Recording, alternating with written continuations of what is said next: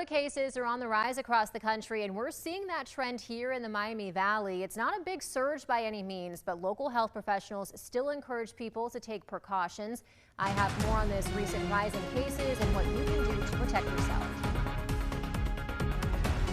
COVID-19 cases are up from an historic low since the beginning of the pandemic. Here in Ohio, there were more than 4,000 new cases within the last week. I know it's starting to affect our folks, like our employees, and then also students back to school and what have you. We're seeing a little bit of that. I think for everybody, we're just a little on edge based on our history, but overall, I think we have a pretty good handle on it in our medical community. Local health leaders say part of this can be attributed to people returning from their summer vacations. There is also a new variant, the Eris variant, making its way around the country and accounting for 19% of cases here in Ohio, according to the Ohio Department of Health. Well, we're really seeing the sore throat, the headache, and then that upper respiratory miasma that occurs.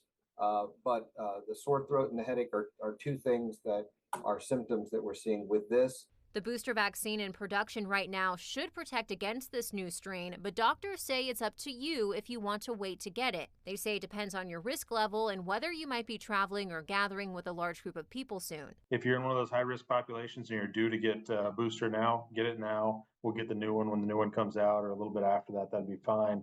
What I'd hate to do is have somebody go without, and they could have benefited from it. While the number of COVID cases are low compared to years past, health leaders are still urging people to take care of themselves. Make sure you're eating healthy foods, washing your hands, and staying home if you're sick. If the kids are sick, let's test them with the free test kits.